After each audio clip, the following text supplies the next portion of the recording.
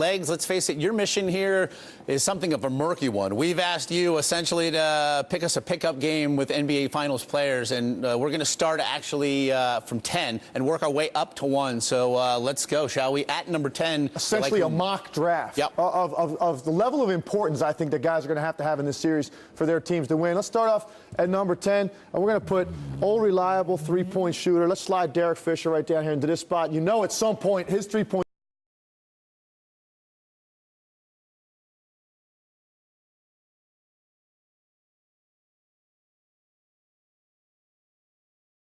shooting is going to be critical. One of the best pressure shooters postseason's ever seen. Number 9, Kendrick Perkins. He's going to be in there throwing his weight around.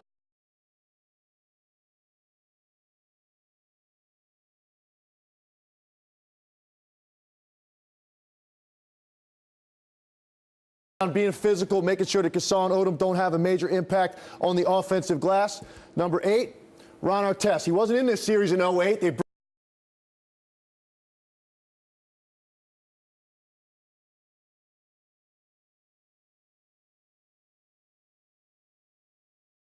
brought him in for this exact series. Put the hard hat on, get in there, and mix it up. You know he doesn't mind the contact. Number 7, Lamar Odom. Might seem kind of low. When you see these top 6, I think you'll understand, Josh, where I'm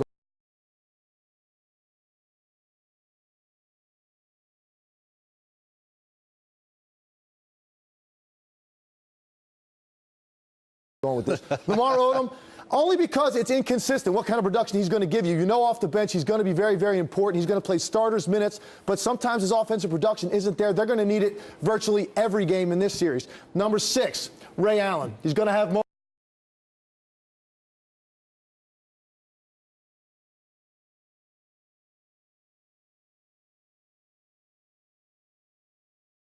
moments. I don't care what he shoots in this series. As long as he has big moments, shooting a three-point shot at critical times, he will make his impact felt. Let's go 5-1, keeping in mind the words of Dr. Kaplan, perhaps one reason why Andrew Bynum's still on the board. That's exactly why. You don't know what his impact's going to be. I actually think as the series goes on, you'll see less and less of Andrew Bynum in this series. So we take him out of the equation. So we go to number 5 now, and I got to go with right here. This is the quarterback of the best defensive team in the NBA right now, Kevin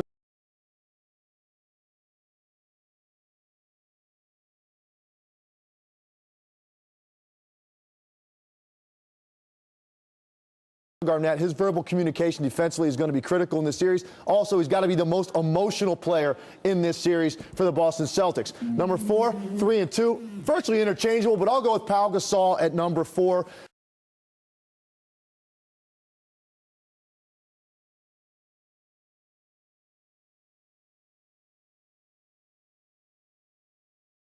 He has become a better player, I think a more physical player since 08, but he's got to now show that against the most physical front line in basketball. Number 3, Rondo. This guy right now wasn't...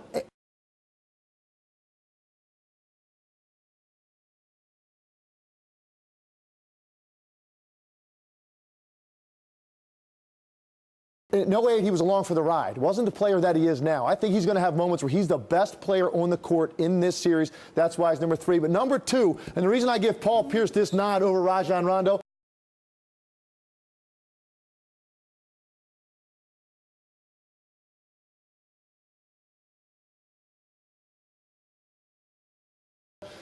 pencil in the 20 points for me every night. Yep. You got to have it out of Paul Pierce. He needs to be efficient as well, get to the foul line, and really take on that challenge of Ron Artest guarding him. Number 1, let's see. Okay, I guess I'll go with Kobe Bryant. Number 1. Why not? Best player.